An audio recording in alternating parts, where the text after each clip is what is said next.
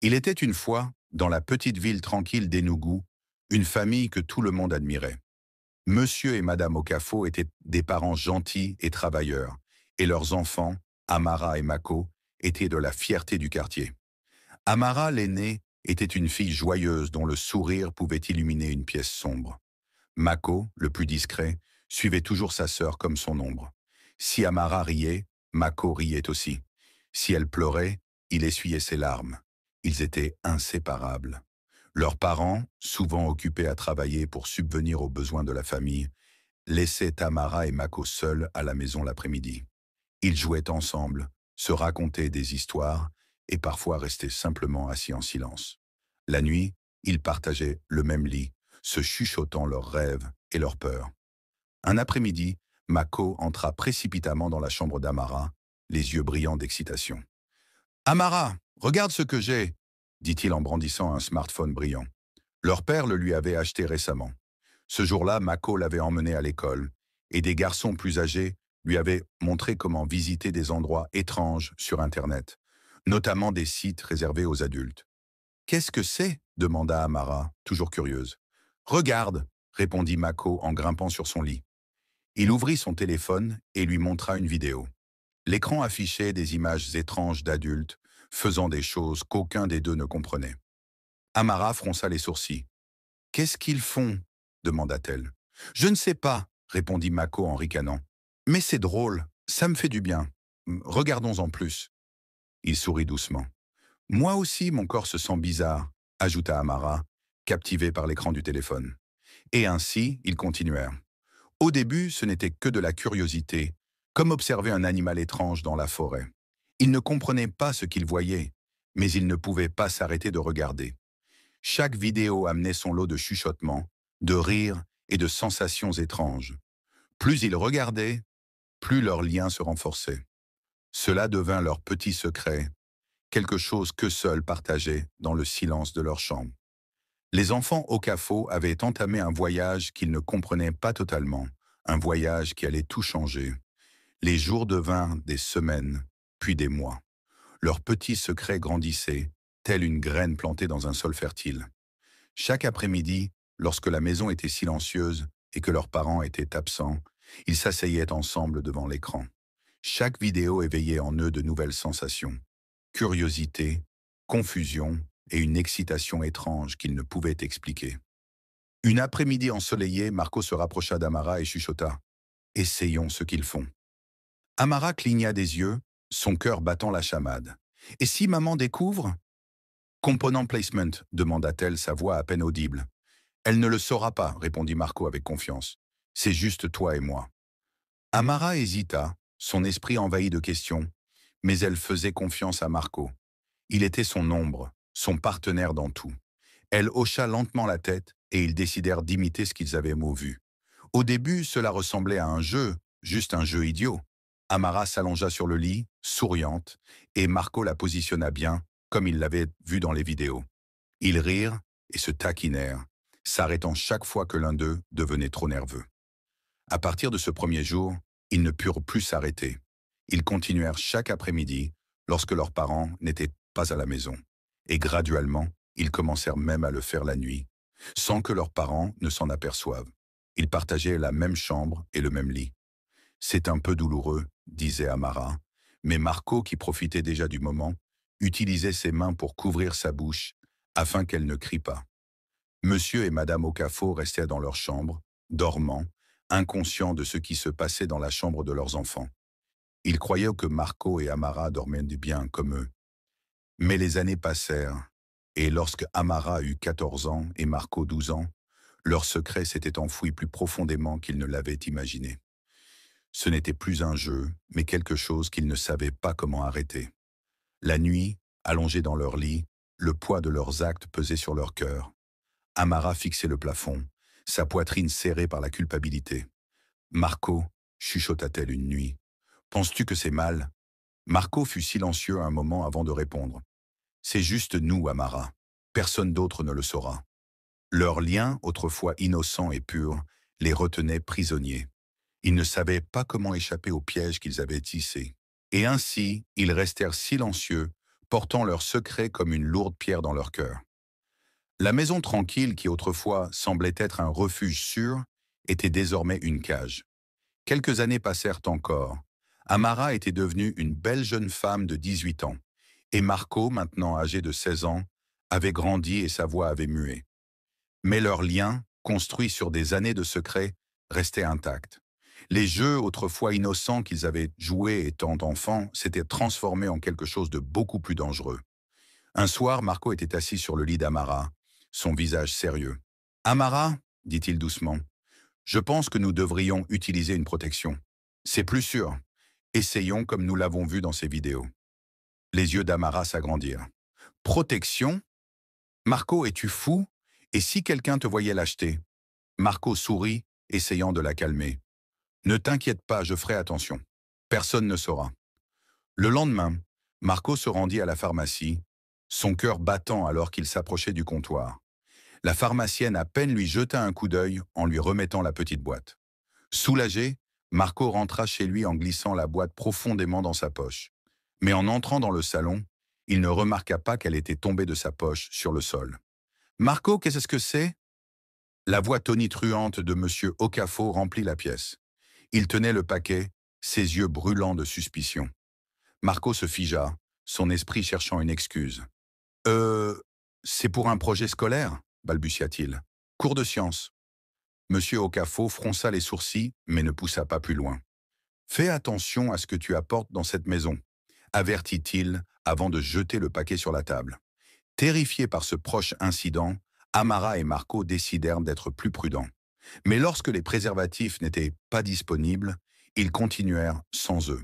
Ils se dirent que tout irait bien et que Marco se retirerait au bon moment lorsqu'il commencerait à ressentir les choses davantage. Mais la vérité s'abattit sur eux lorsque Amara commença à se sentir mal à 19 ans. Elle commença à vomir, ses mains devenant pâles et ressentant des vertiges. « Et là, je pense que je suis enceinte », murmura-t-elle un soir, les larmes coulant sur son visage. Le cœur de Marco s'est enfoncé. « On va régler ça », dit-il en essayant de rester calme. Ensemble, ils ont rassemblé leurs économies et se sont rendus dans une clinique locale. Là, ils ont menti à une infirmière en prétendant qu'ils avaient besoin de pilules abortives pour une expérience scolaire. L'infirmière a hésité mais a finalement remis les pilules, les avertissant de les utiliser avec précaution. De retour chez eux, Amara pleurait en prenant le médicament, son corps tremblant de peur et de culpabilité. Marco était assis à ses côtés, lui tenant la main. « Personne ne saura jamais », murmura-t-il, bien que sa voix tremble de doute. Mais cela ne s'est pas arrêté là. Le secret, comme une ombre, devenait plus sombre chaque fois qu'Amara se retrouvait dans la même situation. Il répétait le processus, inventant des mensonges différents pour différentes infirmières dans différentes cliniques et même pharmacies, cachant leur honte. Avec le temps, les avortements répétés ont commencé à avoir des conséquences sur le corps d'Amara, bien qu'elle ne comprenne pas pleinement les dégâts. Elle ne savait pas qu'elle risquait non seulement sa vie, mais aussi son avenir. Elle n'avait jamais connu les effets secondaires des médicaments abortifs qu'elle prenait. Leur lien autrefois proche semblait maintenant être une chaîne les liant à un secret qui échappait à tout contrôle. Les années passèrent encore et il était maintenant temps pour Amara de trouver un mari. Amara avait maintenant 24 ans quand elle rencontra Chuka, un homme gentil avec un cœur aussi grand que sa richesse. Il tomba amoureux d'elle presque immédiatement et Amara, voyant une chance de laisser son passé derrière elle, se permit aussi de l'aimer. Chuka la traitait comme une reine et avant longtemps, il lui proposa avec une bague en diamant étincelante. Amara accepta, croyant que c'était sa voie de sortie, une chance d'échapper à l'ombre sombre de son passé avec Marco. Après le mariage, Amara mit fin aux choses avec son frère. « Nous ne pouvons plus faire ça », dit-elle fermement en évitant son regard. La voix de Marco se brisa alors qu'il répondait « Amara, tu ne peux pas me laisser comme ça. »« Je dois », murmura-t-elle, sa voix tremblante. « C'est ma chance de tout recommencer. » Marco était dévasté, mais il la laissa partir, bien que le poids de leur secret partagé restât lourd sur leur cœur. 3 ans après son mariage, Amara n'avait toujours pas conçu. Chuka, désireux d'avoir des enfants, restait patient, mais les murmures commencèrent. Ses parents, inquiets, se tournèrent vers la prière et le jeûne, et même un prophète qui leur donna de l'eau bénite pour donner à Amara pour la fertilité, mais rien ne fonctionna. Voyons un médecin, suggéra Shuka un jour, sa voix douce mais insistante. Amara hésita, mais elle accepta. Ils consultèrent médecin après médecin, chacun délivrant la même nouvelle dévastatrice. Enfin, un médecin gentil mais sérieux la fit asseoir. « Madame, dit-il doucement, votre utérus a été gravement endommagé par des avortements répétés. Il peut être impossible pour vous de concevoir. » Les mots frappèrent Tamara comme un coup de tonnerre. Son cœur se brisa en 1000 morceaux, tandis que des larmes coulaient sur son visage, alors qu'elle quittait l'hôpital. Shuka marchait à côté d'elle en silence. Ce soir-là, à la maison, Shuka la confronta. « Amara, j'ai besoin de connaître la vérité. Que s'est-il passé? Pourquoi ne me l'as-tu pas dit ?» Sentant que quelque chose n'allait pas, ses parents se joignirent à la conversation. « Amara, parle-nous !» supplia sa mère. La pression était trop forte.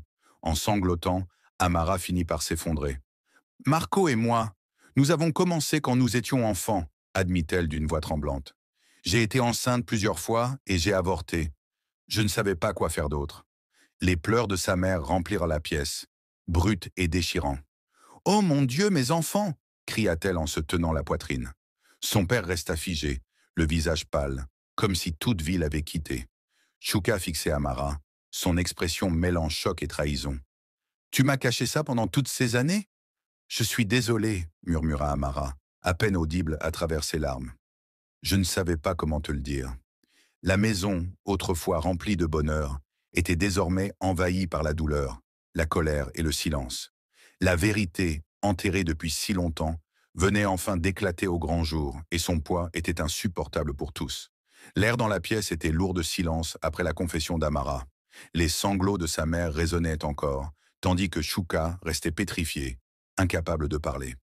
Amara cacha son visage dans ses mains, incapable de soutenir leur regard. Brisant enfin le silence pesant, M. Okafo se racla la gorge. Sa voix était basse et tremblante lorsqu'il prit la parole. « Je savais que cela arriverait.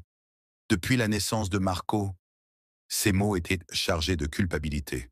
Tous se tournèrent vers lui, leurs visages baignés de larmes, remplis d'incompréhension. « Que veux-tu dire, papa ?» demanda Amara, la voix tremblante. M. Okafo prit une profonde inspiration et regarda sa femme. Elle hocha lentement la tête, l'encourageant à poursuivre. « Marco n'est pas ton vrai frère, » dit-il lourdement. Les mots flottèrent dans l'air comme une lame tranchante. Tout le monde resta figé. La bouche d'Amara s'ouvrit sous le choc, tandis que les yeux de Marco s'écarquillaient d'incrédulité. Madame Okafo parla ensuite, sa voix douce mais chargée de douleur. « Après ta naissance, Amara, je n'ai plus pu avoir d'enfant. Les médecins disaient que mon utérus était trop fragile. Mais la famille de ton père exigeait un fils. Il disait que si je ne lui donnais pas un garçon, il me chasserait. » Elle s'arrêta, des larmes coulant sur son visage. Nous étions désespérés. Alors nous avons adopté Marco le jour de sa naissance. Ce n'était qu'un bébé. Nous pensions que c'était la seule façon de garder notre famille unie. Nous ne voulions pas que cela arrive. Le cœur d'Amara se serra, battant à un rythme effréné. « Vous nous avez menti !» hurla-t-elle, sa voix tremblante de rage et de douleur. « Pourquoi ne nous l'avez-vous jamais dit? Savez-vous ce que vous avez fait ?» Marco, resté silencieux jusqu'alors, se leva brusquement. Son visage était livide, ses lèvres serrées. Sans un mot, il se dirigea vers la sortie. « Marco, attends !» cria Amara en le poursuivant. Mais il ne s'arrêta pas. La porte claqua derrière lui, le bruit résonnant comme un coup de tonnerre dans la maison. Amara se retourna vers ses parents, ses yeux pleins de larmes et de colère. « Vous nous avez caché ça toute notre vie. Comment avez-vous pu ?» Monsieur et Madame Okafo restèrent silencieux, la tête baissée. Ils n'avaient ni réponse ni excuse. Ce qu'ils pensaient être un moyen de protéger leur famille l'avait en réalité détruite. La maison, autrefois chaleureuse et remplie de rires, était maintenant froide et brisée. Le poids de ces deux terribles secrets avait réduit en miettes les fondations de la famille Okafo, ne laissant derrière eux que douleur et regret. Les jours qui suivirent, la confession furent marqués par le silence et le chagrin. Shuka, qui autrefois adorait Amara, la regardait désormais avec des yeux froids. Il ne pouvait pas pardonner les mensonges, les secrets et l'obscurité cachés derrière eux. « Je pensais te connaître, » dit-il un soir en préparant ses bagages. Mais je ne peux pas vivre avec ça. Je ne peux pas vivre avec toi. Amara s'effondra à genoux, des larmes coulant sur son visage. Ton visage, Shuka, s'il te plaît, ne me quitte pas, supplia-t-elle. Mais il avait pris sa décision. Il sortit de leur maison, laissant Amara seule avec son cœur brisé. Marco ne pouvait pas supporter le poids de la vérité, et la honte qu'elle portait était trop lourde pour lui. Une nuit, sans un mot à personne, il empaqueta ses affaires et partit. Il ne dit à personne où il allait. Il disparut simplement, laissant derrière lui la seule famille qu'il ait jamais connue. Dans le foyer des Ocafo, l'ancienne maison chaleureuse et vivante ressemblait à un cimetière. Monsieur et Madame Ocafo, consumés par la culpabilité, passèrent leur journée en prière silencieuse. « Dieu, pardonne-nous » murmurait Madame Ocafo encore et encore, sa voix tremblant de chagrin. « Nous avons essayé de protéger notre famille, mais nous l'avons seulement détruite. » Amara, maintenant seule et sans enfant, passait ses journées à rejouer chaque décision qu'elle avait prise. Les rires qu'elle avait partagés avec Marco, les secrets qu'il gardait, les mensonges qu'il racontait. Tout cela la hantait comme une ombre dont elle ne pouvait s'échapper. Son corps affaibli par des années d'avortement lui rappelait quotidiennement les choix qu'elle ne pourrait jamais annuler. La famille Ocafo, autrefois admirée pour sa proximité, avait été déchirée par des secrets et le silence. Leur histoire est devenue un avertissement chuchoté dans le quartier, un conte de ce qui se passe lorsque les parents échouent à guider leurs enfants et lorsque les secrets sont laissés à festrer dans l'obscurité. Ce conte est un rappel que peu importe combien les secrets sont soigneusement gardés, ils trouveront toujours leur chemin vers la lumière, et lorsque cela se produit, les dommages qu'ils causent ne peuvent jamais être annulés. Parents, faites attention à vos enfants. Enseignez-leur le bien du mal. Protégez-les non seulement du monde, mais aussi des dangers qui résident en eux-mêmes. J'espère que vous avez apprécié l'histoire. Veuillez aimer la vidéo, commenter ce que vous avez appris de ce conte, et n'oubliez pas de vous abonner à la chaîne pour plus de contes enchanteurs comme celui-ci. Merci.